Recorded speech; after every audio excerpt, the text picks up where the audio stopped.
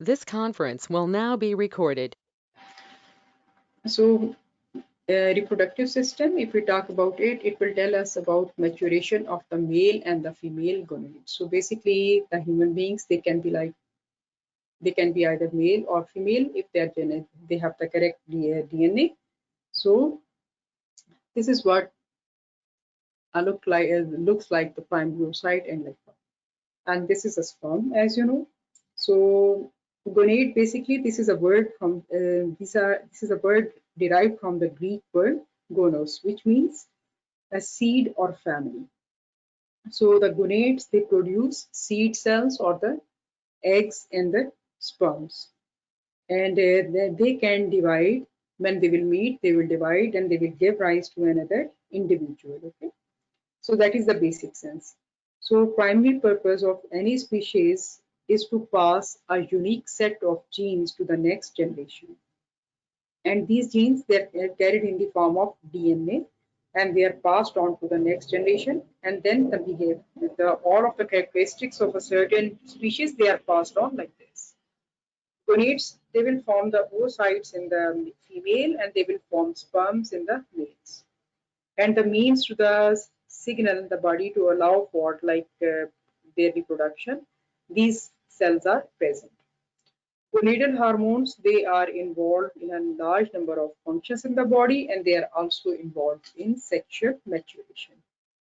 Oogenesis, this is the formation and development of an oocyte. So oogenesis is not only formation of the oocytes, it is about the growth of the development of the oocytes also. And spermatogenesis, this is formation and development of the sperms as well as supporting the conception. So these are the gonadal hormones. They are forming these cells, sperms and the eggs, and the gonadotropins. They are also responsible for conception, pregnancy, lactation, and maintenance of pregnancy. So the hormonal effects of the that we are getting the hormones from the gonads, it is not limited to the only to the gonads. They are responsible for the appearance of the specific sexual characteristics. And if you will talk about the excess, you should remember that the hormones, they will come from the GnRH releasing hormone, which will come from the hypothalamus. And then this one, it will go to the, let me show you that there is paraventricular nucleus in the hypothalamus. It will secrete dopamine, which will target the lactotrophs, prepare the body for the production of the milk. Then there is pre-optic nucleus in the hypothalamus, which is going to secrete gonadotropin releasing hormone, which is going to target the gonadotrophs into the anterior pituitary. Then from the supraoptic nucleus, we will get here are this nucleus. It has like secretory neurons, which are going to secrete gonadotropin releasing hormone. So lactotrophs, they are going to the lactotrophs, they are present in the anterior lobe of the pituitary gland. They are going to produce prolactin, which is going to target the breast tissue, and it will prepare the body for producing milk for the offspring.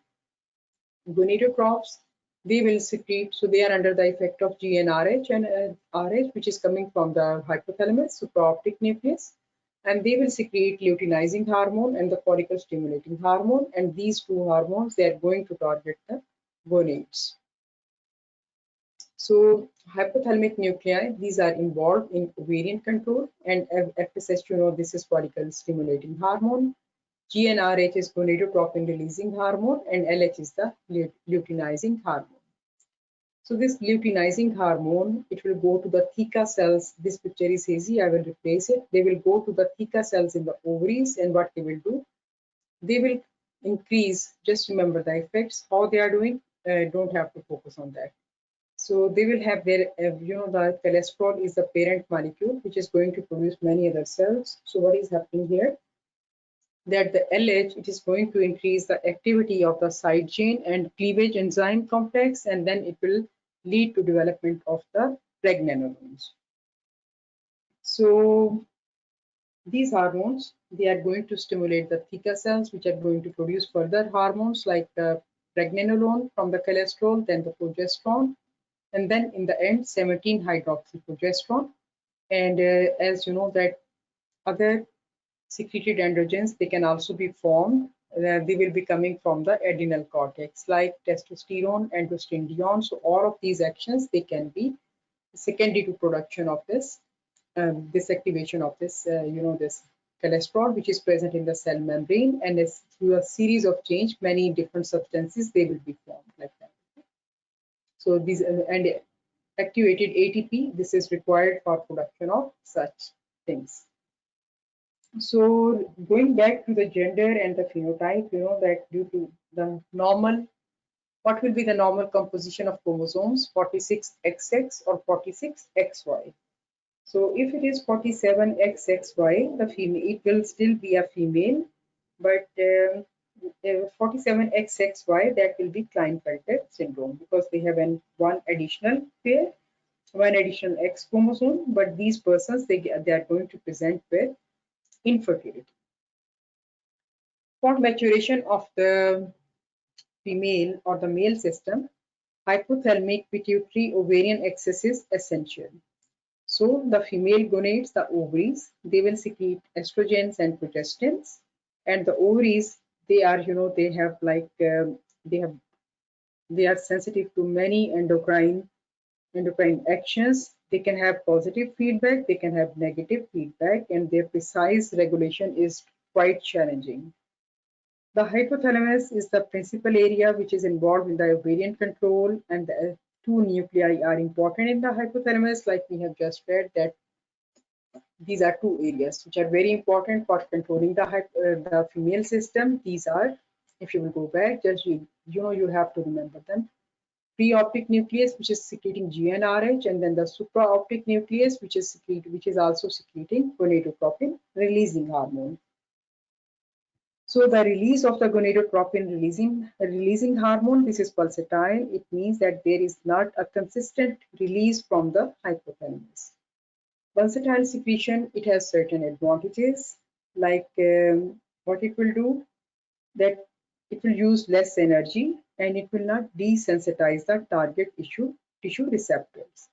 So perception of the stress and other inputs from the higher brain centers as well as from the brain's rhythm, they can affect this pulsatile release of the GnRH.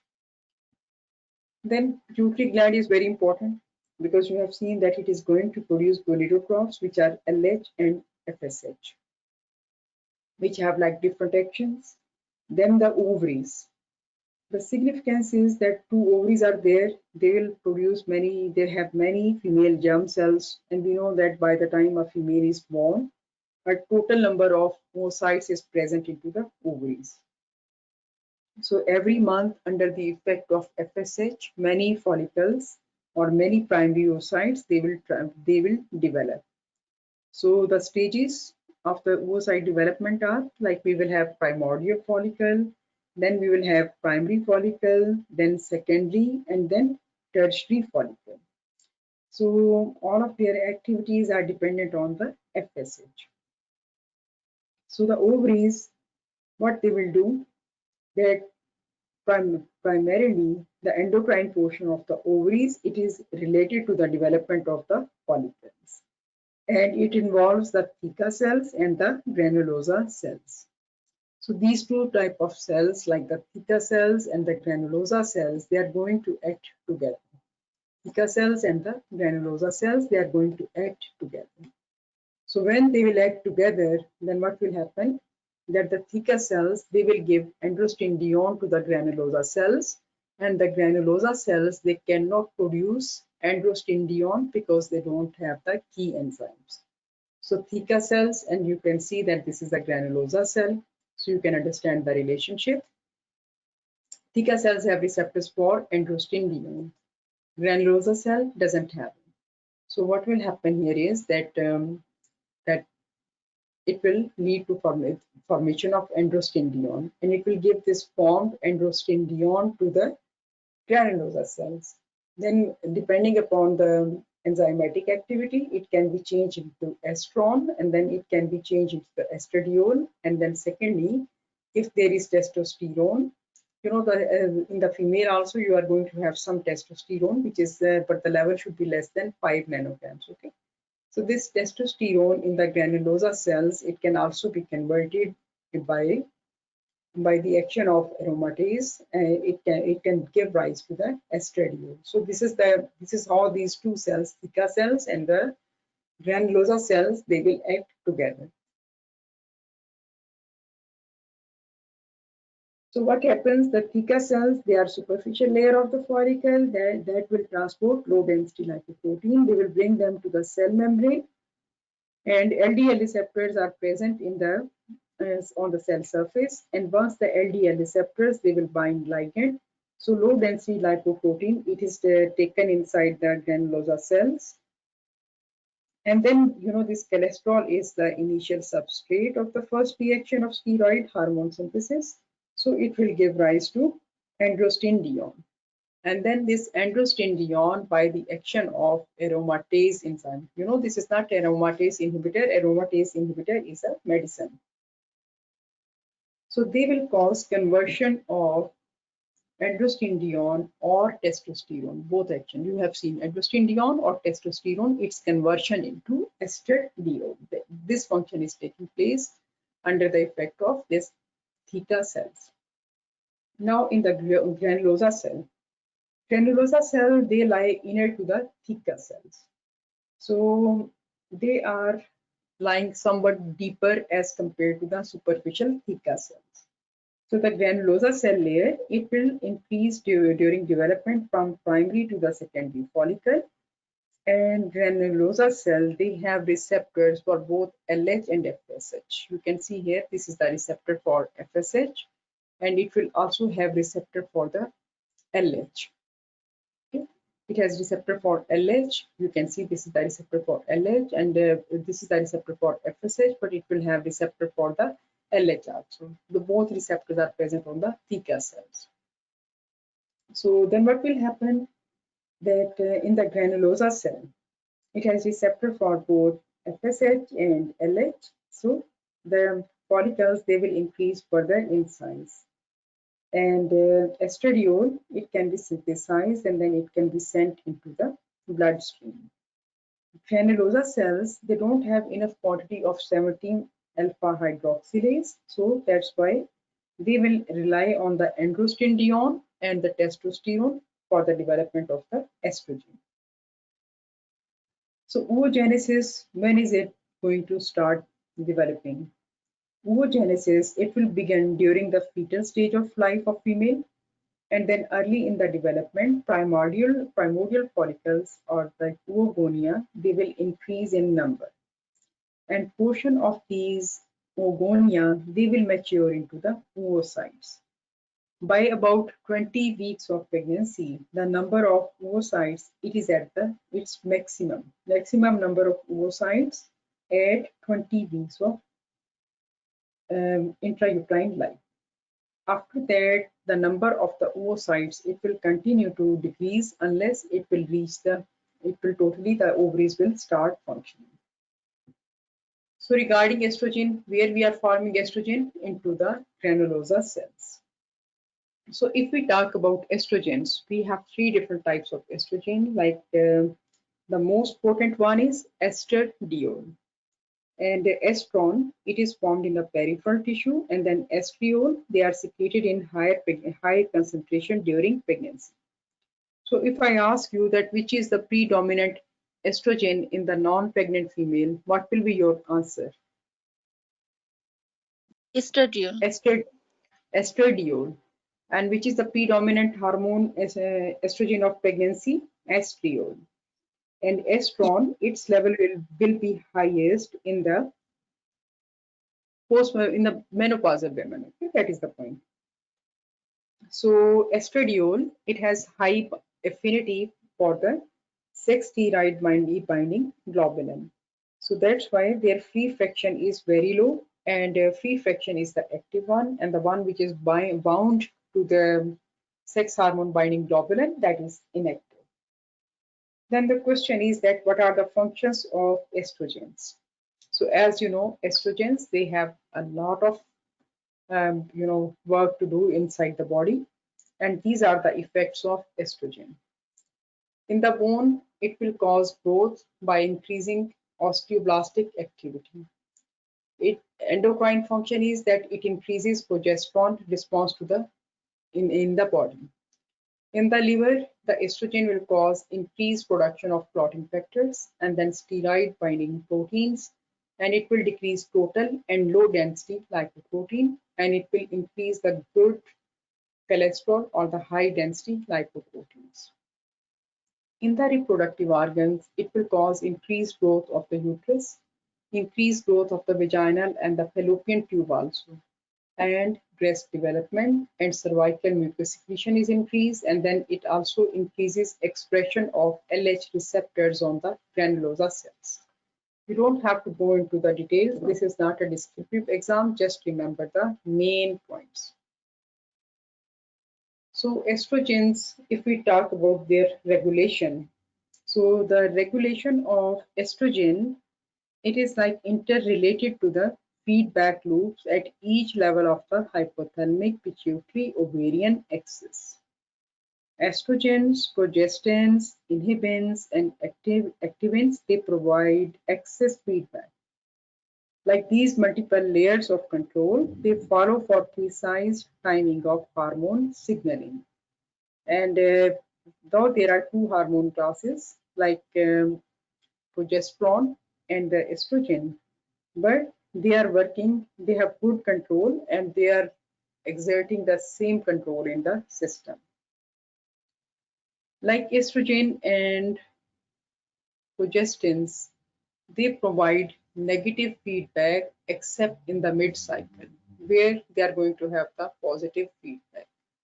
If there is more estrogen or progesterone in the system, then you can see that this is hypothalamus, this is anterior pituitary, and these are the ovaries. Okay. So hypothalamus is producing gonadotropin releasing hormone, which has positive feedback, which has positive action. So it is stimulating growth of luteinizing hormone and the follicle stimulating hormone. It is affecting the ovaries positively. It is inducing something. Okay. So FSH level, when there is, what will happen under the effect of these hormones, estrogen will be produced. So this estrogen, it will go back and it will have negative feedback on the anterior pituitary, and it will also have negative feedback on the hypothalamus. So estrogen, it has negative feedback at how many levels? Two levels, anterior pituitary and hypothalamus. So more estrogen into the system, it will go back to the anterior pituitary to tell them that stop producing more LH and FSH. And then it will go further up, it will go to the hypothalamus and it will tell them also that now you can stop producing more GnRH or more LH and FSH. Now look at the other option, like from the ovaries, the progestins, they are formed. These progestins, they are also going to have negative feedback to the anterior pituitary and to the hypothalamus to stop the production of these hormones, because the purpose of releasing these two hormones is to produce estrogen and progesterone, and when their enough amount is present, then we don't need it anymore. But this will, as you have seen, this has changed, this feedback, it will change in the mid-cycle. So in the mid-cycle, they are going to have positive feedback on anterior pituitary and hypothalamus, both of them, and they will lead to increased production of these hormones, gonadotropins like LH and FSH. At the same time, ovaries, they produce activins and they produce inhibins. The activin, it has positive feedback on the anterior pituitary, so it will stimulate secretion of more FSH and LH. Inhibins, they have a negative feedback. They will go to the anterior pituitary and they will ask them to stop producing more FSH and LH. This concept should be very clear, okay? So negative feedback except in the mid-cycle. In the mid-cycle, there is going to be positive feedback. Any question, any problem here?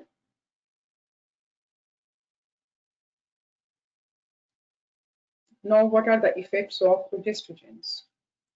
Progestogens, as you know, they are responsible for the alveoli development, and also for the lobular development.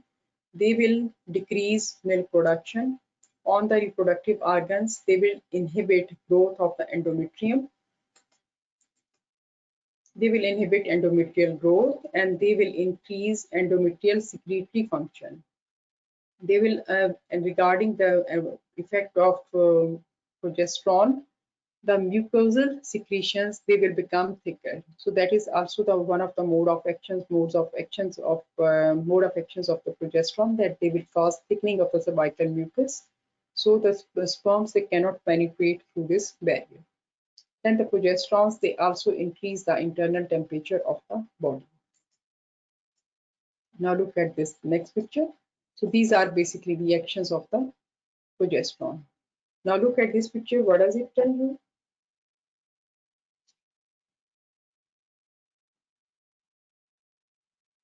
In the human body, we have two types of cycles, like I talked before about the physiology of the normal menstruation.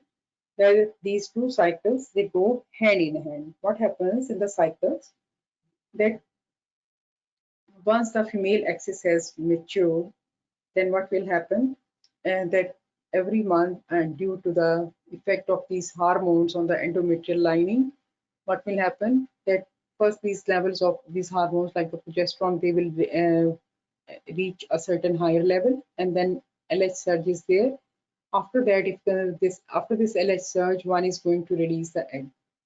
So if this egg is not is released, but there is no conception, then the endometrial lining is shed. And that is what we call that as the monthly period. So you should remember that in the female, two cycles are running side by side: ovarian cycle and the endometrial cycle. So if we talk about these things, so the menstrual cycle, it is actually two different cycles: the ovarian cycles and the endometrial cycles. The ovarian cycle, this is divided into the follicular and the luteal phases. Each phase, it will last for half of the duration of the cycle. So you can see that there is going to be the proliferative phase, and there is going to be the follicular phase, and then the luteal phase. These changes are taking place in the ovaries.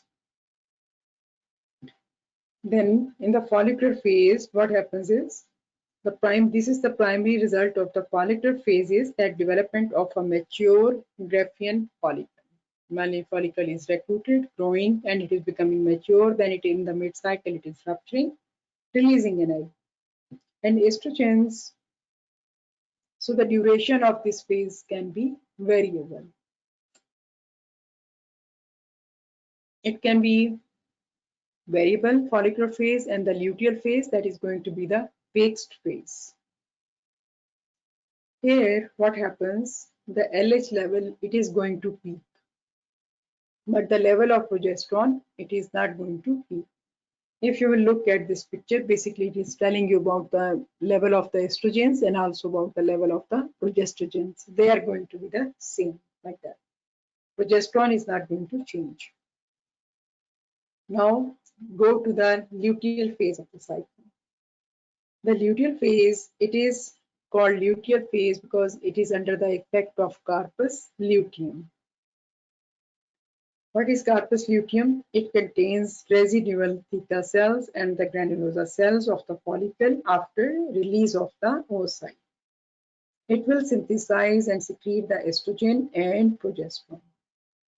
And you know that estrogen and progesterone, they are required for implantation and for maintenance of an early fertilized oocyte. What will happen if fertilization doesn't occur?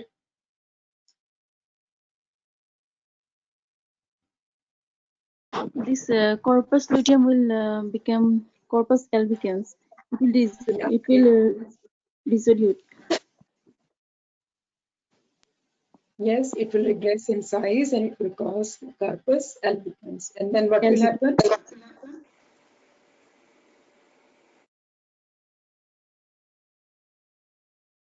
So it has become corpus albicans. That is the point. Okay. So it is then after some time it will undergo degeneration and nothing will happen there. Okay. So the corpus luteum is there, but it is undergoing dissolution. Now think about the endometrial cycle. Okay? So in the cycle you have seen follicular phase, luteal phase. It started on the day 1 of the menstruation, as you can appreciate it. Okay. Then gradually the level of the LH, initially it was less like this purple one, but it rose gradually. Okay. And then it dropped. There was a surge and then it dropped. And this surge, it will cause ovulation. Okay. And this second line, this is the level of the estradiol, that how much estradiol is present in the system. And this is the blue is the curve of the estradiol. If you will look at the level of progesterone here, it is usually staying close to a basal line. Okay? Only there was a mid-cycle slight elevation, but we cannot call it a surge because it didn't increase significantly. So it didn't increase significantly. So you can see the progesterone was very low, then reached a phase in the luteal phase. Because in an attempt that if pregnancy will occur, it will produce more and more progesterone for maintenance of the pregnancy. LH level surge, FSH stayed closer to the baseline and its function was to recruit the follicles and lead to their maturation. The progesterone, this orange one, very low in the start, started slightly rising at the mid-cycle, reached the maximum level. We can say that in the 3rd week of the cycle. That's why we measure this level on day 21 if the woman is having 28-day cycle, and we measure this one on day 35 if a woman is on day 28 if a woman has cycle of 35 days, which by the way 35 days cycle will not be considered abnormal.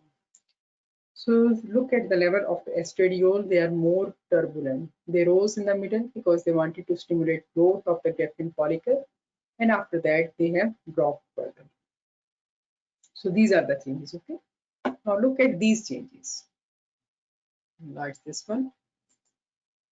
These are the changes which are taking place. So that is all about the ovarian cycle. Okay. This is also occurring in the ovaries. So at the same time, some changes are occurring in the endometrium. So we can say that this purple one, this is the menstrual phase, which is going to like the first day of the cycle. Day one when the menstruation begins, and then up to day 4, which is we are going to shed. From day 4, again proliferation of the endometrium, it will take place. First half, this is the proliferation phase, and the second half is the secretory phase. So if you remember, this is the myometrium, the muscle, and this is the endometrium. So the superficial part of the endometrium, it will be shed, and the basal part, it will stay intact. That is the point. So what is happening in the proliferation or the proliferative phase? Here, this is now the proliferative and the secretory, they are forming the endometrial cycle. Make it a point to understand that these two are totally different things. Okay.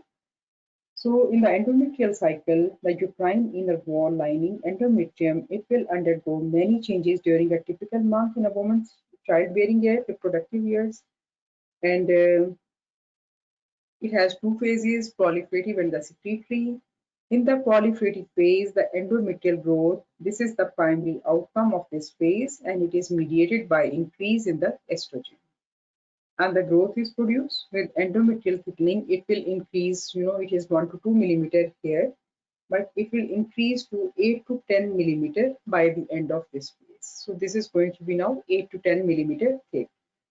And when it started to regenerate, it was between 1 to 2 millimeter. If they tell you that like 0.5 in the exam, that is going to be wrong. Okay? And this phase, like growth, this is marked by ovulation. It has become thick. So thickening means that things are normal, hormonal levels are fine, and then the person has released the egg. Now about the secretory phase. So what happens in the mid-cycle and in the proliferative phase, blood vessels and the growth of the glands, it will occur within the expanding stratum functionalis of the endometrium, the stratum functionalis. Then in the secretory phase, the primary outcome of this phase is that the maturation of the endometrium will take place.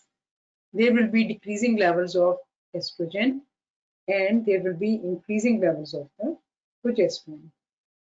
Menstruation, it will begin with a pronounced prostaglandin-mediated vasoconstriction. So a lot of vasoconstriction prostaglandins are secreted in the second half of the cycle.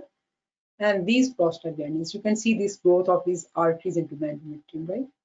So under the effect of these prostaglandins, there will be constriction of these blood vessels. That's why the patient will, the lady will have ischemic pain.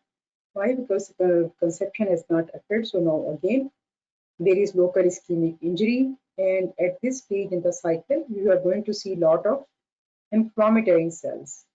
They will be present in this area and they will cause further breakdown of the lining.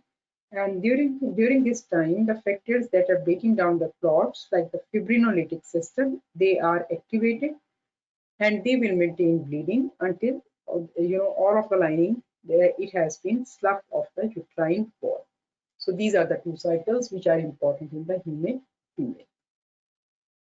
So let's have a look at this picture. So what do you see here?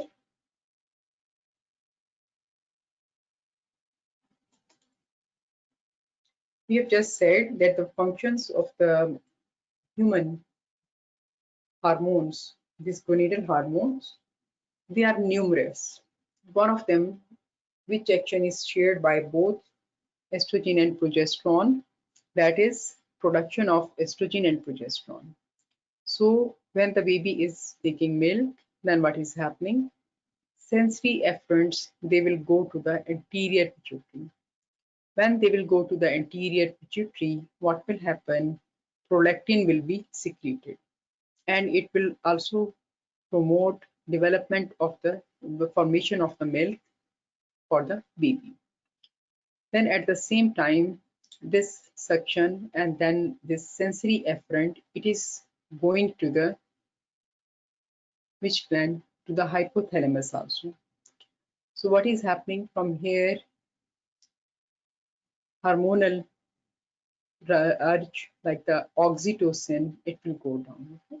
So it will cause this oxytocin, so it will cause GnRH is there, so it will cause release of oxytocin from the posterior pituitary gland. Then what will happen? This oxytocin, this is going to cause myoepithelial contractions. So the milk letdown reflex is made. It is activated, so the milk will be secreted. That is the point. Okay? So what happens here? If you will talk about these hormones, that what are their effects on the female? So the mammary gland, you should remember, it provides the most suitable nutrition for the human baby.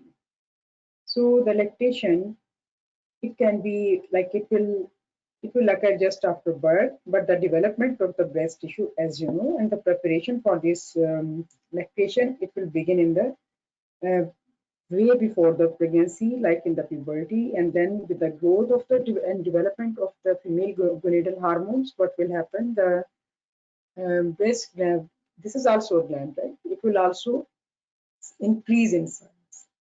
Then during pregnancy, what will happen? In preparation for the lactation, the breast it will develop more fully by the high due to high levels of the estrogen, progestins, HCG, and prolactin. These four hormones are responsible for growth of the human breast tissue. And then, besides beginning milk production and sustaining it, it is primarily mediated by the milk, by the prolactin. Milk must be let down and injected to allow for suckling. This process of milk let down, it is facilitated by the hormone oxytocin. So if we talk about the prolactin, that what type of hormone is prolactin? So the prolactin, we are going to read about prolactin in the endocrinology also, but you should remember that this is a peptide hormone which is produced and secreted by the lactotrophs in the anterior pituitary gland. So unlike the other anterior pituitary hormones, it is not associated with the hormonal axis. As you have seen that hypothalamic pituitary axis, it has no role in effect of the prolactin hormone. So in females, the electrotrophs, they are going to hypertrophy, and the prolactin secretion, it will increase during pregnancy. So prolactin, it is not associated with any hormone binding protein. What is the cause? Why do we don't have any prolactin binding hormone protein in the system? Because the half-life of the prolactin is very short. It is approximately 20 minutes. So for this, we don't need any carrier protein. So then what are the functions of the prolactin? Prolactin, it will cause mammary glandular tissue growth and development, proliferation of the ducts, synthesis of breast milk, and preparation of the breast for lactation. So the effects of prolactin on the breast and the mammary gland, they are mediated by a cytokine cell receptor that is present on the surface, and this is called JAK receptor. And then there are also other signal transducers, which are like there is another signaling pathway. Regarding regulation of secretion, you should remember that prolactin is secreted by the electrotrophs from the anterior pituitary.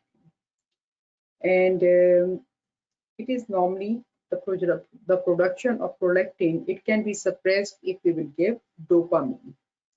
So dopamine secretion from the paraventricular nucleus and from the arcuate nucleus of the hypothalamus. Prolactin, it has a negative feedback loop on the hypothalamus. So prolactin, it has a negative feedback loop to the hypothalamus to adjust the release of the dopamine.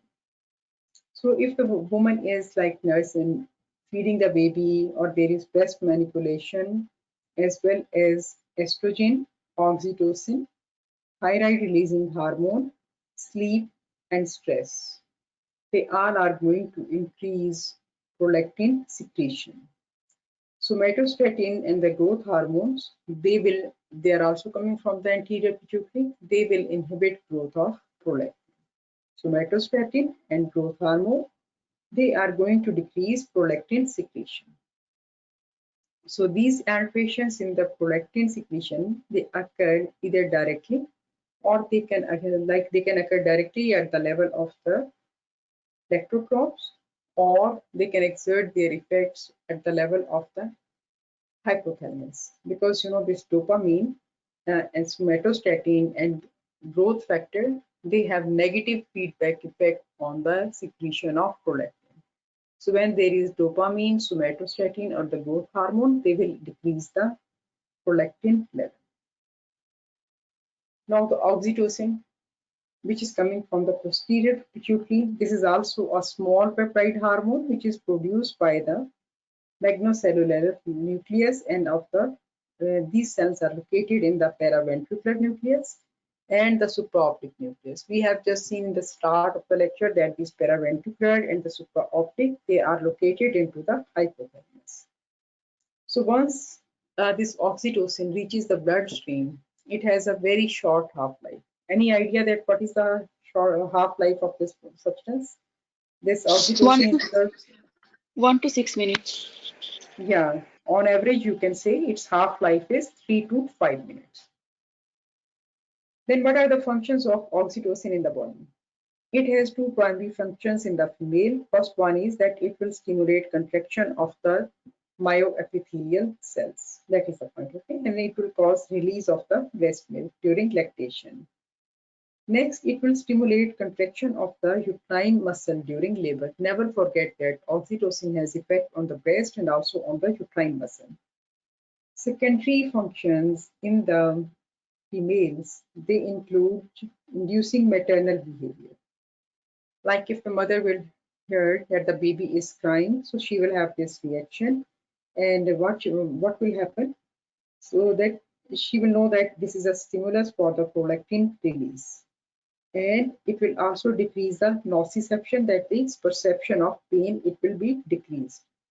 So these effects of the oxytocin, and what will happen on the breast, uterus, and the central nervous system, they are mediated by cell membrane oxytocin receptors, because oxytocin should go to the cell surface, cell membrane, and then it should start its further actions. So how it does it, it will go to the GPCR.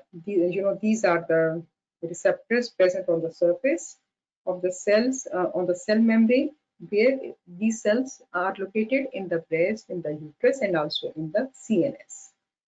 So then it will let them do their function. That is the point. Okay.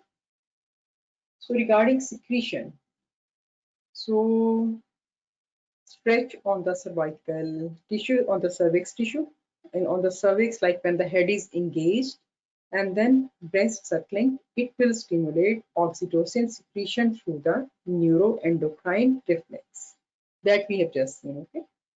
Then what will happen? Then what will happen that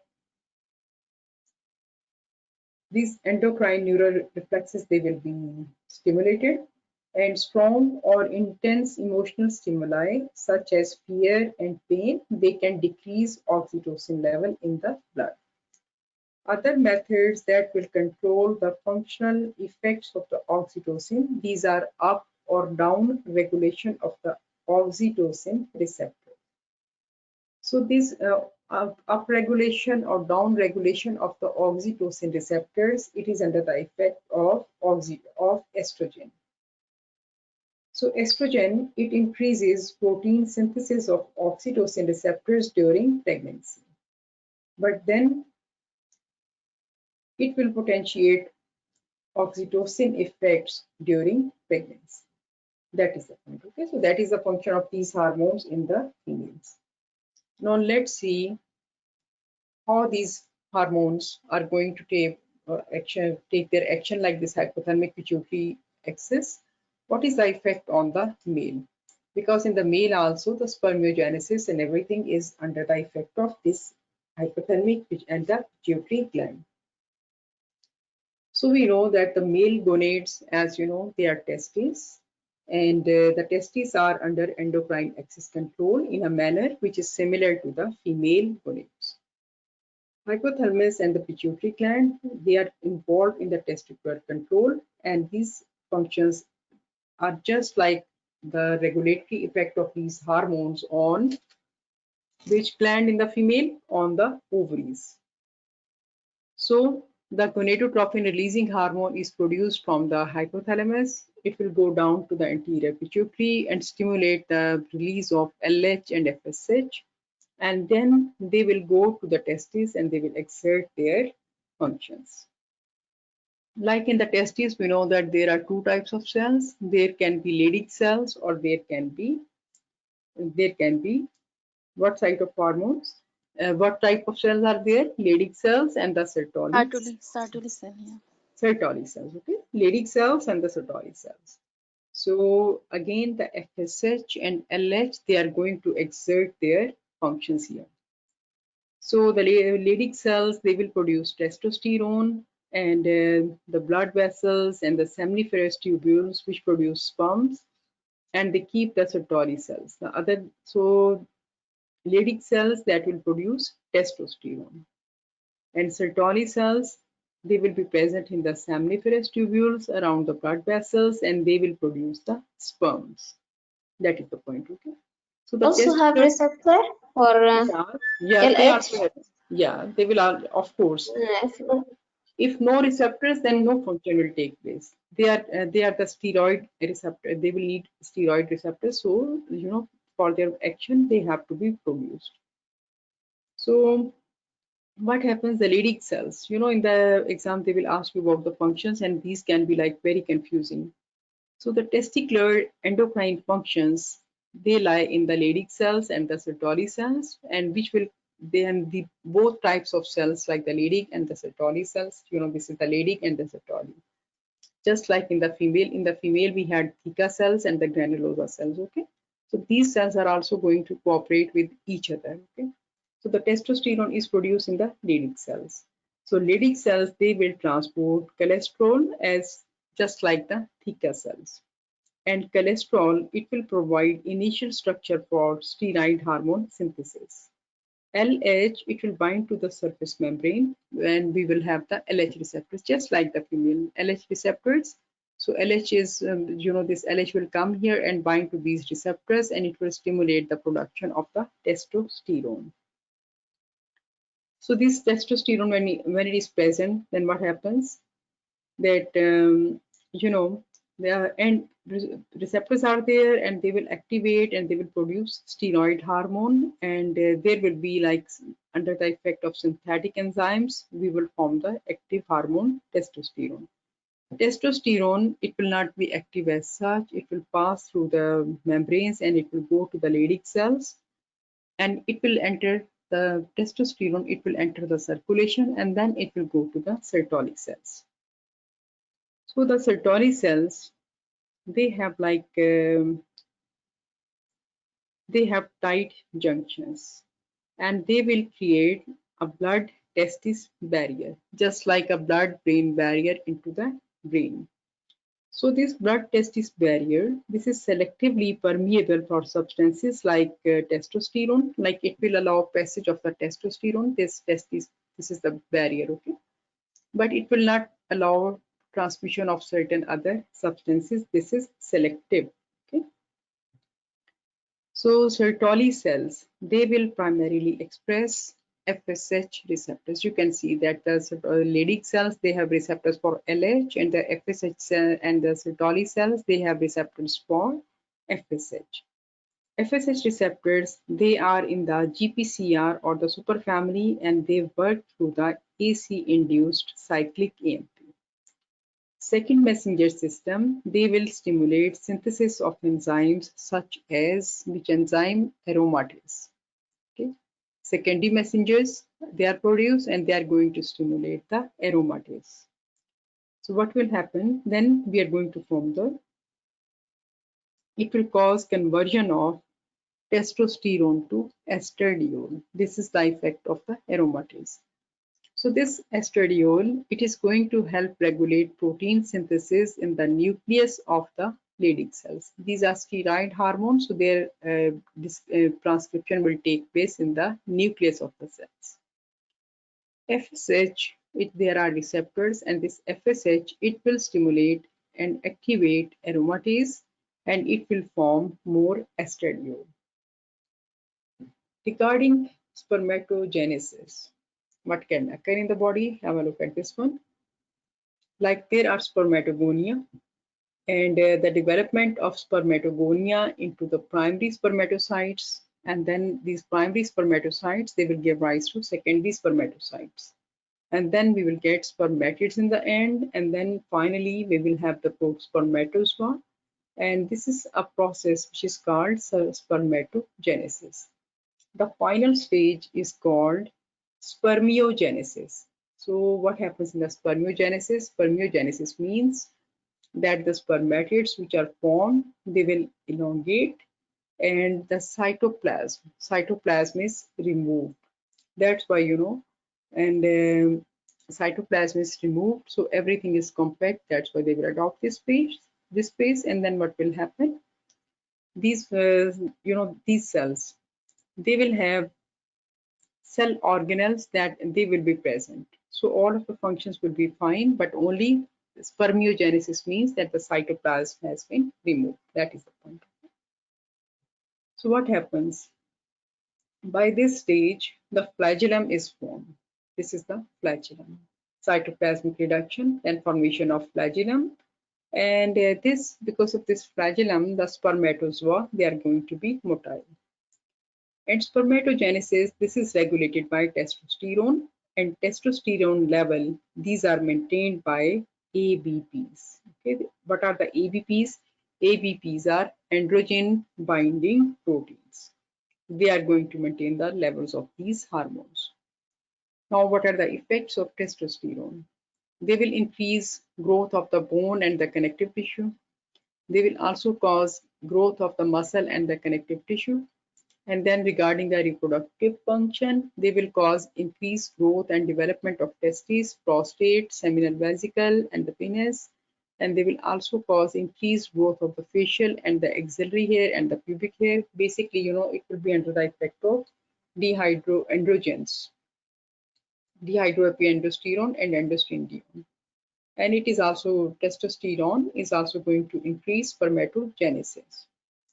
The effect on the skin is that it will increase the activity of sebaceous glands, and it will increase their size, and it will also increase their secretions, so that at the onset of this puberty or just before that, the skin is going to be quite oily.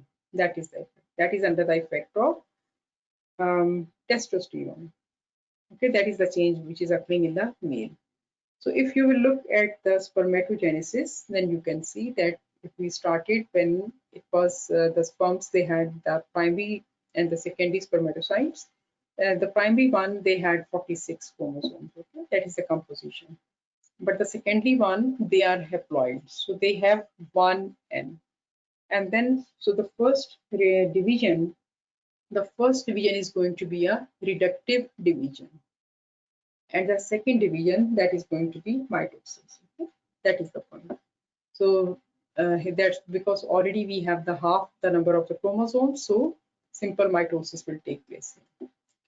Effect of testosterone, you should know about them, and then you should know about other things like how the secretion of this testosterone is maintained.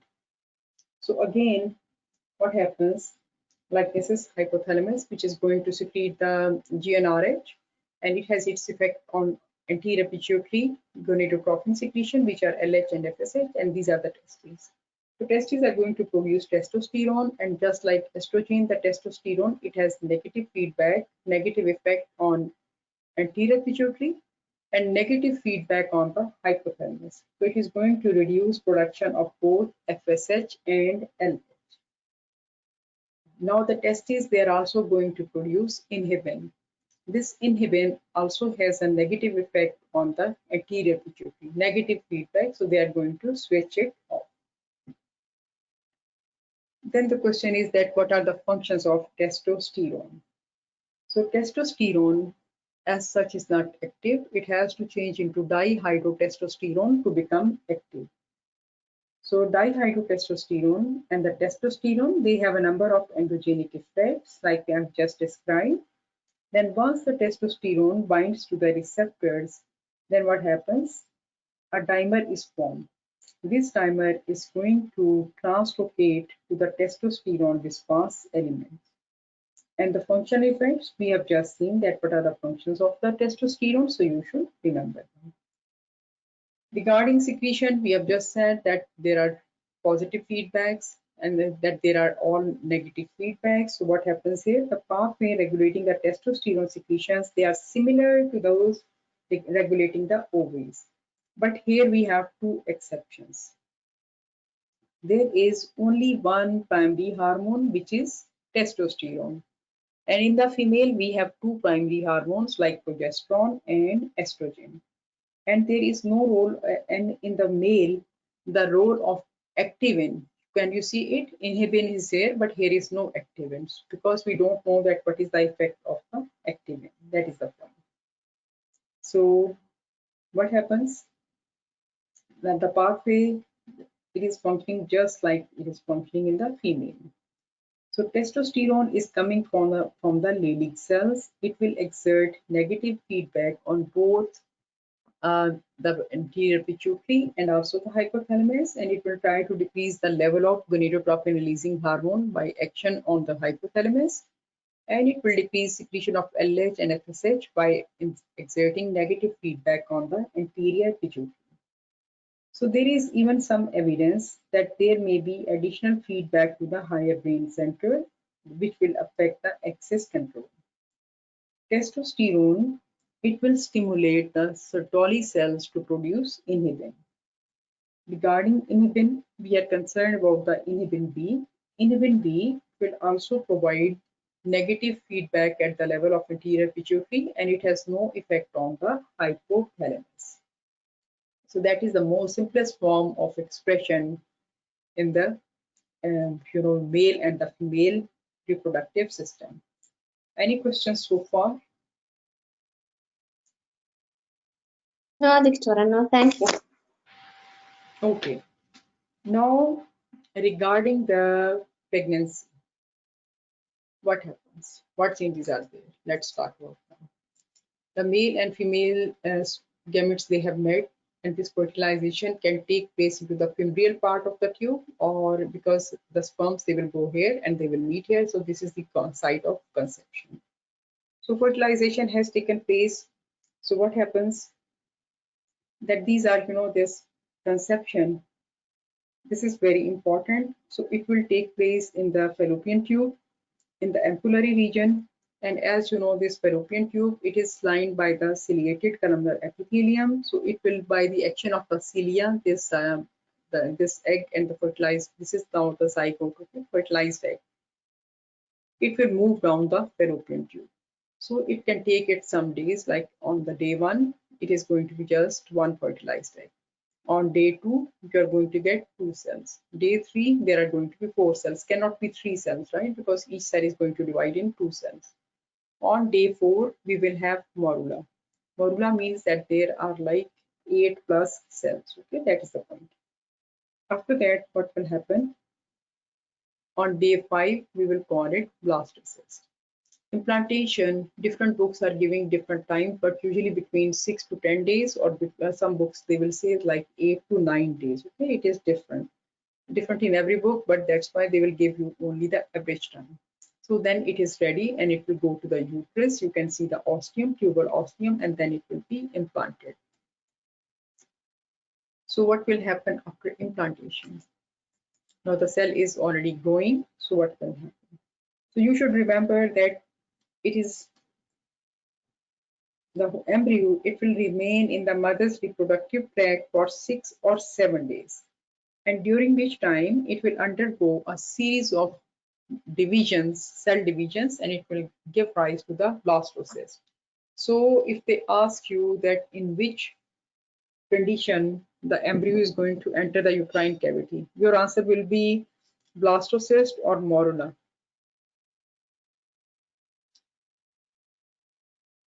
Morula. It will enter the uterus as morula or as the blastocyst. Blastocyst, doctor. Blastocyst. Okay, when it is still in the tube, it will be a morula. So it will enter the female, the maternal, this uterine cavity, and then what will happen? That by the time the blastocyst is ready to attach to and invade the uterine wall, the endometrium or the decidua, it will be ready for implantation. This is called decidualization, because more, even when the baby is in the tube, or we can't say baby, the live or the fertilized egg is in the tube, even at that time, due to the effect of estrogen and progesterone, which is coming from the corpus luteum, the endometrium is going to increase in size and thickness, and basically because of the progesterone from the corpus luteum. So it is preparing the endometrial lining for implantation. So during implantation, the trophoblast layer, it will enzymatically digest and invade the maternal uterine endometrium. It is going to eat it up. So the decidual cells, they will, within the endometrium, they sustain the embryo with glycogen and the other nutrients until the placenta is formed and it is functional. So erosion of the capillaries in the mother, what will happen? By the invading trophoblast, it will allow blood to escape the maternal vasculature. Now the baby cells, they have released enzymes which have invaded the maternal blood vessels, and that's how the nutrients, they will go to the baby. So as you know, then now it will start, it has specific code. Epiblast, hypoblast is going to form the trophoblastic tissue, and this embryoblast, this is going to form different parts of the embryo of the baby, and the trophoblast is going to form the placenta. So this outer layer, it will have 2 types of cells, trophoblast and the syncytial trophoblast, and these are the uterine glands. So from here the nutrition can go to the baby, and baby will also, and there is also invasion of the blood vessels. So during implantation, the trophoblast, this is trophoblast, not syncytial trophoblast. Trophoblast, it is going to invade, digest, and absorb the decidua. You can see here decidua, so it is attaching superficially. That is what we call implantation. So now the formation of the placenta, that how it forms. So what happens that placenta, basically this is a disc-shaped organ and it represents an interface between a fetus and its mother. The placenta has three important functions. First of all, it is going to anchor or attach the baby to the endometrium or the uterus lining of the uterus, that is endometrium. Secondly, it will bring fetal and maternal blood in close opposition to facilitate exchange of materials between the two circulations, that is, this is a connection between the maternal and the fetal circulation. Third function of placenta is that it is acting as an endocrine organ and it is going to manipulate maternal reproductive physiology in order to sustain the pregnancy. If we look at the placenta, placenta has two distinct surfaces. The fetal surface, this peach one, and the maternal surface, like this bluish one, you can say that. So two surfaces, the fetal one, the fetal placenta, it is attached to the fetus through the future umbilicus or the umbilical cord. People call it umbilical cord, but this is umbilical cord. So this is some rope-like structure. Okay, so this rope-like muscular tether, it will contain two umbilical arteries and one umbilical vein. So oxygen poor blood, it is carried, the blood which is poor in oxygen and higher in carbon dioxide, it is carried through this the circulation to the from the fetus to the placenta by the umbilical arteries. They will penetrate the chorionic. So the umbilical arteries, they will penetrate the chorionic plate, which is part of the placenta, and then they will branch and distribute arterial blood to 60 to 70 villi can be there. Okay, so these are the villus trees, and these villus trees, they will combine to form 15 to 20 cotyledons in the placenta. The villus tree, they are, branching, and these are the structures which are covered by the chorionic villi. So they contain fetoplacental capillaries, and what are they? And they are the primary site of exchange between the maternal and the fetal blood. Similarly, the oxygen and the nutrient-rich blood, it is carried from the villi to the fetus by the umbilical vein. So vein is carrying the oxygenated blood and the nutrients to the baby. And they are physically attached to the maternal placenta and they will act as the maternal anchor. Now the maternal surface of the placenta, you can see that this is the layer and this is the interface. This is the maternal part, area in between, and this is the fetal part. So regarding the maternal part, we call it placental bed also. So this is the area below the fetal placenta. It looks like a carton of the eggs, and the endometrium, it is hollowed out to form an array of blood-filled spaces, sinusoids, sinuses, like because of the ingestion by the enzymes from the baby. So there are villi. You can see that there are villi.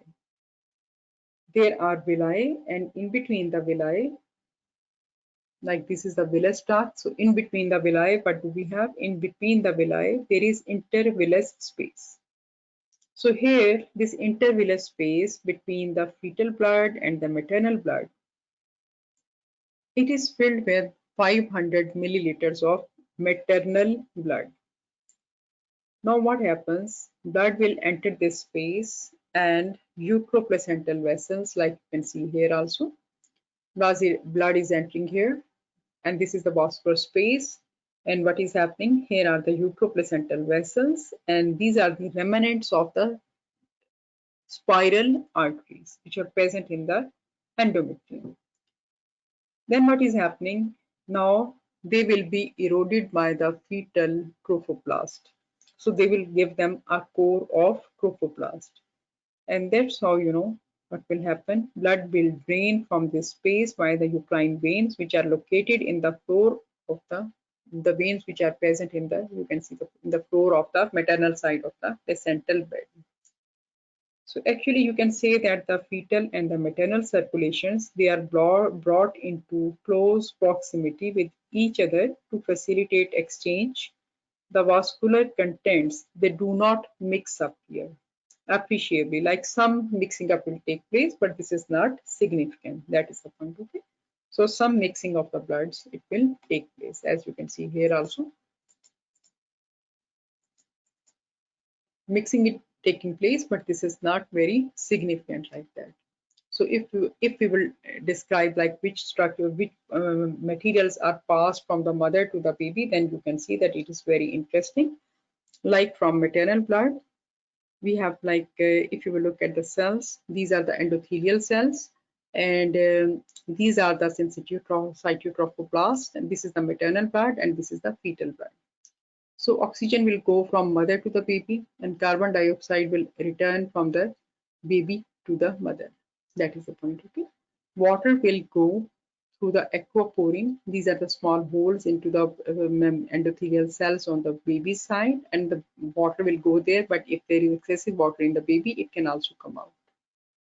Then amino acids, they can go in. Amino acids and the carbohydrates, lipids, and the vitamins, they will go inside the baby. And the waste material, as you know, that fetal will start having this maturation by start at 10 weeks, but that will mature at 12 weeks. So the fetal urine, it can also come back into the mother's serum. So the hormones, they can also be produced in the fetal side of the placenta, and they can enter the maternal circulation.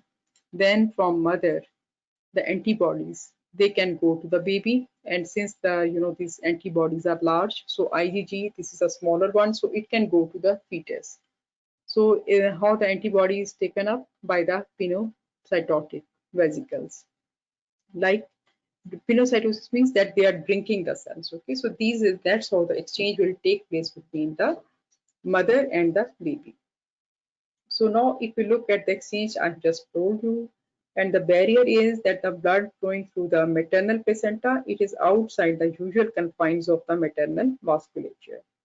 So what happens, it means that the barrier between the maternal and the fetal blood, it comprises a single endothelial cell layer. So this is single endothelial cell layer between the baby and the mother, single endothelial cell layer. Can you appreciate it, this purple one? Because this is the interface, just single layer of the interaction between them. So this means that the barrier between the maternal and the fetal blood, it comprises a single endothelial cell layer, or we can say that this is fetal capillary cell wall. A thin layer of connective tissue, which is called the basal lamina, okay, and then a thin layer of syncytial trophoblast. So by the end of the term, what happens, like when the baby is reaching like 37 weeks, do you know what is the whole thickness of this unit? It is less than 5 microns. So see that how small it is, but it is keeping their separation, keeping these two things, so baby and the mother, separated from each other. And diffusion can occur simply across this one. Okay? Minimum resistance to the diffusion. Regarding surface area, so fetal villi, they hang from the village tree like the bunches of the bananas, or the like bunches of, you have seen them, that how they are infiltrating bunches of bananas as if they are there. So what happens if we will look at the microvilli? So their surface area can be 10 to 12 square meters. Then what happens, villi, they will develop up directly above and around these pools of blood vessels, up and above these vasculatures. And in practice, it means that they are washed continuously by the arterial blood, which is going from the mother. So constantly, this flow is there, and it is important for maintaining the steep concentration gradient across this membrane. Why? Because if there is no gradient, then what will happen? The exchange of these materials, it will not take place. Now let's talk about so if that point is clear, because it's pretty simple, very thin layer, less than 5 micron at term, and it is responsible for maintaining the diffusion gradient between the mother and the baby. Now talking about the placental function of the hormonal function of the placenta, then you should know that in a non-pregnant female, the uterus sheds its lining or the outer endometrial layer every 4 weeks, and then it begins to regenerate. And the whole of this menstrual cycle, it will repeat itself. A successful pregnancy, it requires that menstrual cycle should be interrupted. And why? Because otherwise there will be shedding of the endometrium. Okay? So it will not be good. And the fetus should be left undisturbed for the next 9 months. Cycle interruption, it is accomplished by the fetal placenta, which will secrete several key hormones, and these key hormones, they are going to manipulate maternal reproductive physiology. And what are these hormones which are coming from the placenta? Human chorionic gonadotropin. You can see all these three hormones: HCG, progesterone, and estrogen. What is the function of these hormones? To stop menstruation for some time so that a healthy pregnancy will continue for 9 weeks. HCG. So which cells are producing HCG, cytotrophoblast or syncytotrophoblast? What do you think?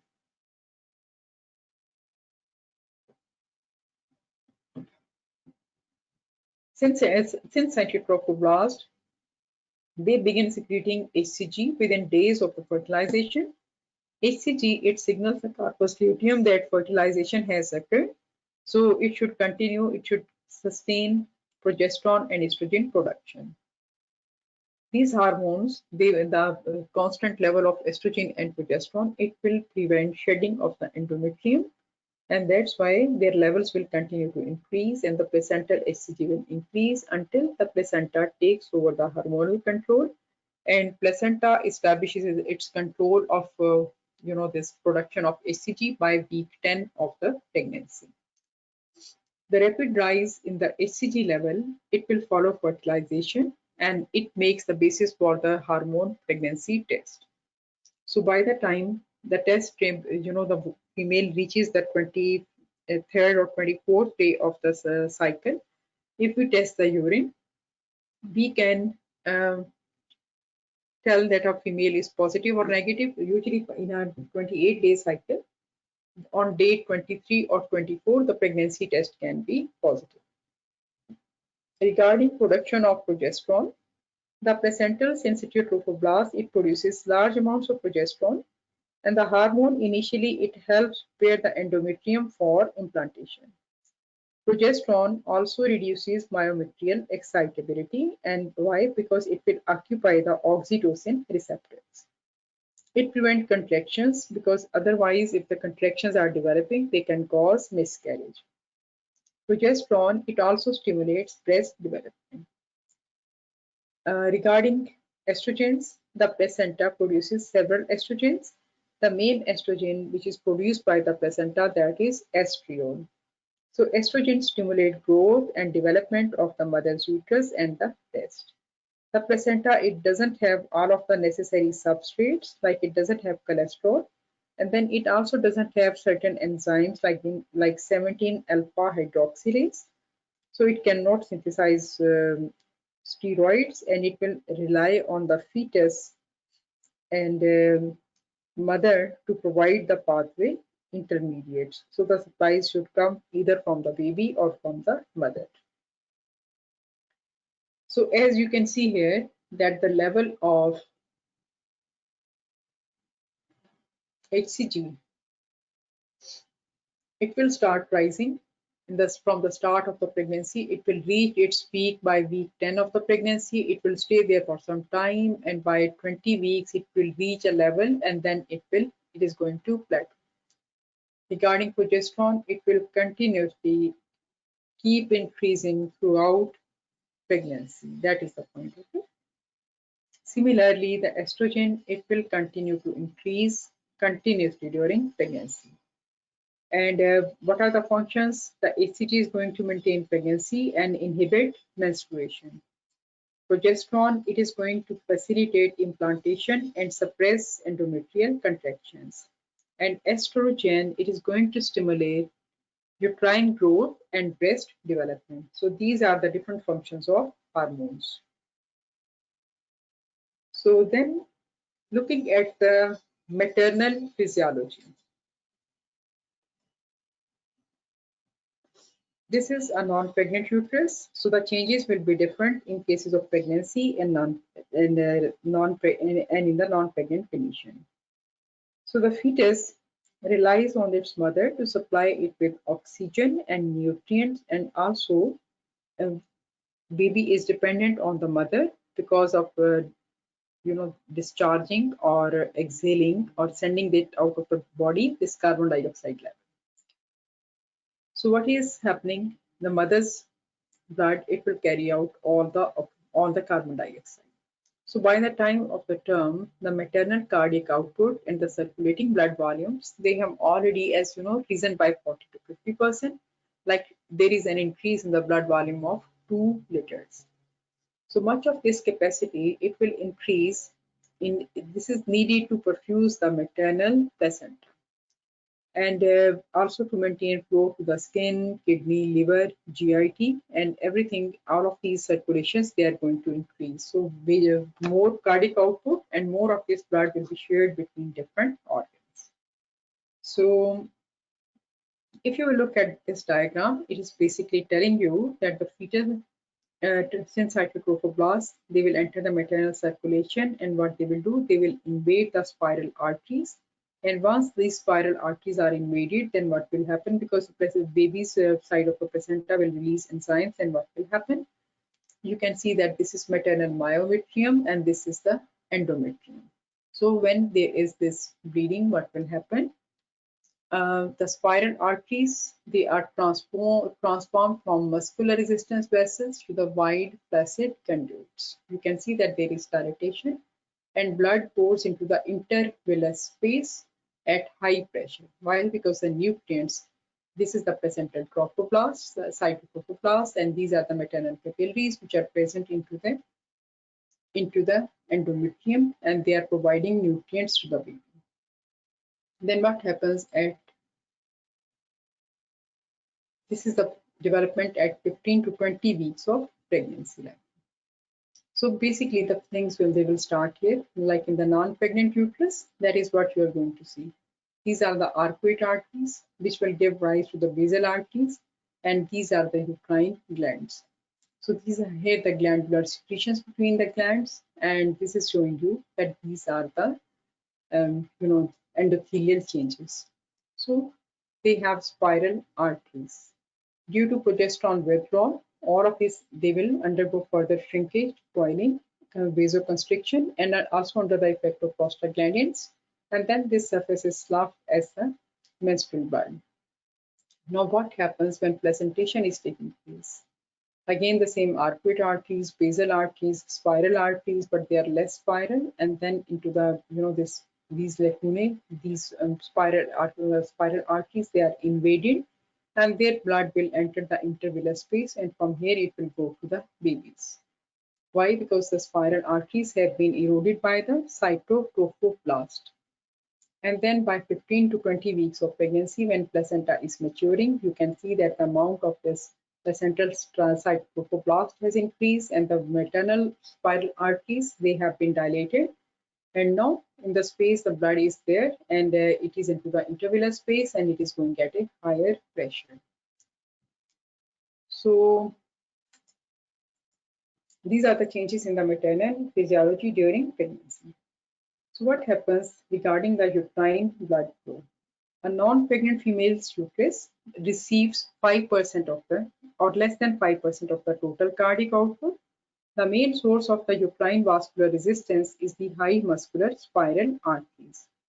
And here the resistance vessels, these are the resistance vessels, these spiral arteries that contract and relax to modulate the blood flow in response to the changing uterine metabolic requirements. So here also auto-regulation, this phenomenon takes place. The developing fetal placenta, it erodes and invades the spiral arteries, and arterial walls, they are remodeled, and then the smooth muscle layer, it will be replaced with the fibrous material to create the wide tarsus vessels, which vary high flow rates with very high flow rates. So these flow rates, they will increase exponentially during pregnancy. So the functional advantage of this remodeling is, as you can see here, what happens, the functional advantages of this remodeling to the fetus, they are obvious. Blood flow pulses directly from the uterine artery. They supply at a pressure of more than 70 millimeters of mercury, and it washes over the feto-placental villi and bringing with it the required oxygen and the nutrients. So the cardiovascular consequences for the mother, they are quite important, both in terms of flow increase in the flow and then also inability to control the flow through these vessels. So the resistance vessels or the spiral vessels, these are flow regulators, and they limit the amount of the blood that a tissue receives. Spiral artery, when they are eroded and widened, it will allow blood to flow unhindered. Continuously the blood will flow, it will go into the placental lake, and then from there, overall uterine blood flow, it will increase dramatically during pregnancy.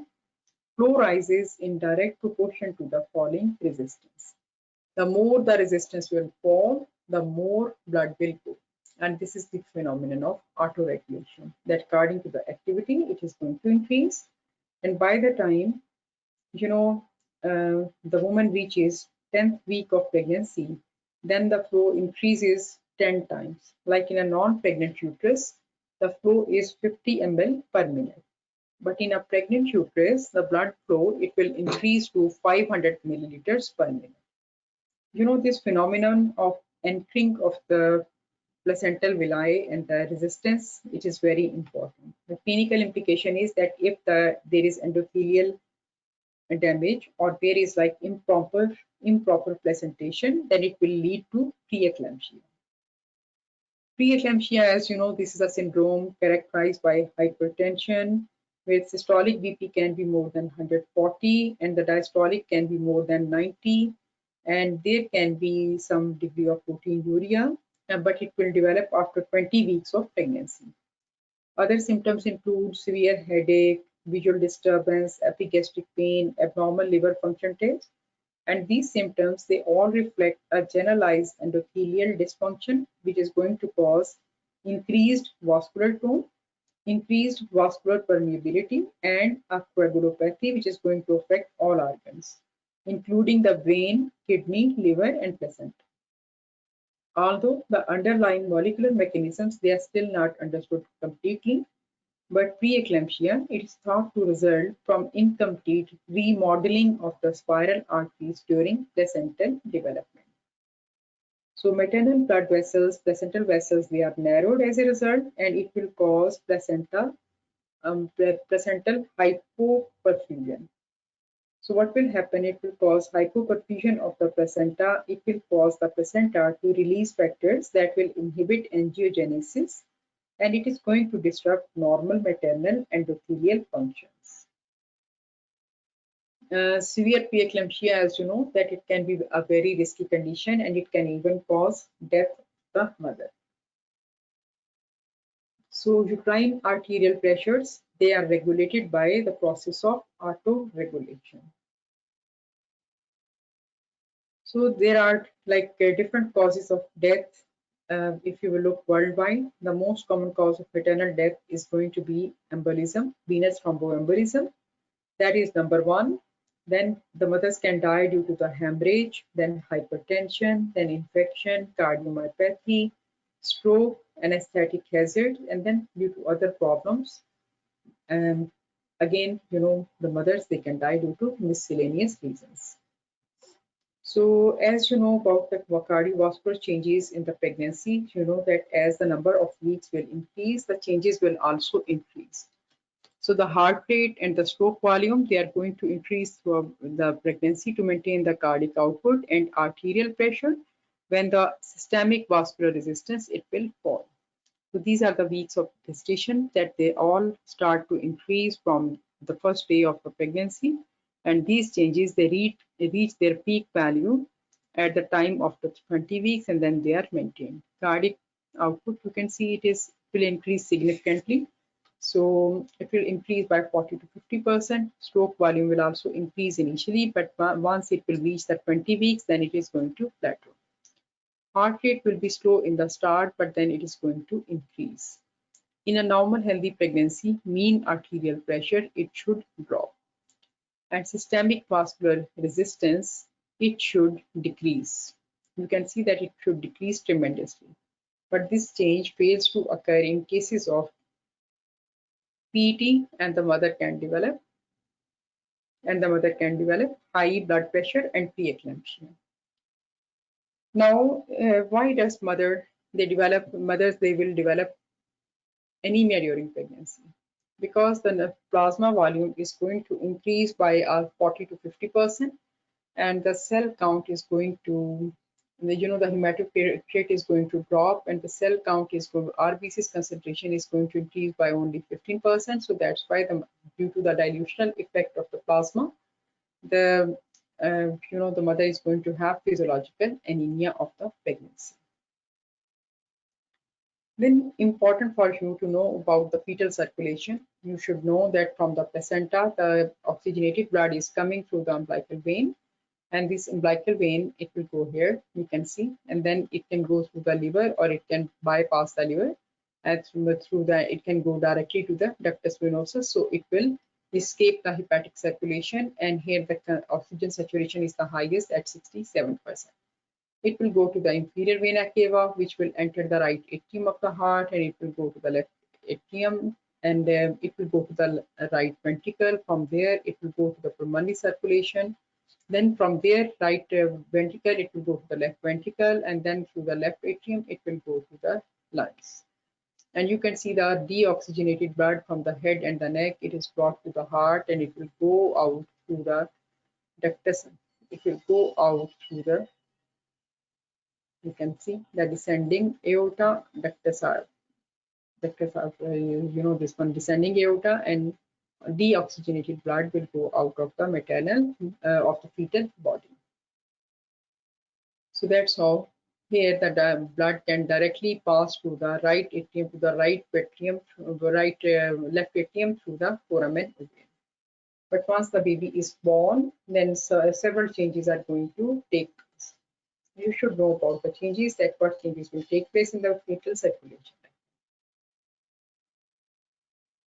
So the blood which is leaving the placenta, and blood will leave the placenta at a saturation of 80 to 90%. And as it will go through the different parts, like when it is in the umbilical vein, here the oxygen saturation is 85% almost, and then it is like 70% when it is going to the right heart, and then it will further decrease to 25% because the deoxygenated blood is coming. Then in the descending aorta, it is 58, and then when it is coming back, then the oxygen saturation is very low, like 58, and the amount of carbon dioxide is going to increase tremendously. So regarding fetal circulation, several changes they are going to take place at birth. Like in the fetal circulation, you can see that the numbers are totally different. You should know about the changes at birth because they are going to ask you questions here. So we can see that what exactly is going to take place. So what happens here is, this PVR means pulmonary vascular resistance, and the SVR means that these are systemic vascular resistance and the pressures. So what happens? The baby is born, and then what happens here? You can see that the pulmonary vascular resistance, it will, in the fetus, the pulmonary vascular resistance is more than the systemic vascular resistance. And what is happening? The right ventricular pressure, it is more than the left ventricular pressure. But now after birth, umbilical cord, there is trauma. Then what is happening? Umbilical blood flow is there. It is going to the placenta, and then what is happening? The systemic vascular resistance is increasing, and it will decrease the pressure in the ductus venosus. Then there can be asphyxia, and then there can be like first breath, and then the lungs are going to be inflated. Okay, So what will happen once the lungs are inflated? The pulmonary vascular resistance, it will decrease, and consequent to that, right ventricular pressure will also decrease. And the oxygen saturation, pressure of the oxygen, it will increase, and it will invert the gradient. It will invert the gradient backflow. So the ductus arteriosus, due to the increased pressure, it is going to close. Here, when the right ventricular pressure drops, it will decrease the right atrial pressure. So the gradient is going to be inverted, and then further changes will take place, like the right atrial pressure, it will increase. Left ventricular pressure, it will increase. So now the pressures are reversed, and at birth, the systemic vascular resistance is going to increase tremendously in the baby. So these are the changes which are going to take place in the baby. There is one condition which is called persistent patent ductus arteriosus. As you know, in the fetal life, this patent ductus arteriosus is important because it is connecting the pulmonary and the systemic circulation. So PDA, or patent ductus arteriosus, this is a common congenital heart defect, particularly in a premature and the very low birth weight infant, among whom the incidence may be as high as 30%. So if the ductus arteriosus, it remains open, high pressure blood from the systemic circulation, it shunts into the pulmonary circulation, and depending upon the severity, the shunts, they can cause pulmonary hypertension, and they may result in right-sided heart failure if not addressed. Ductus arteriosus patency, this is maintained during the development in part by the high circulating level of the prostaglandin E2. So administering a cyclooxygenase inhibitor such as indomethacin, it is sufficient to prompt complete closure. Surgical ligation or occlusion, it may be required if pharmaceutical intervention is unsuccessful. So that's all you need to know about the reproductive system and maternal and fetal physiology.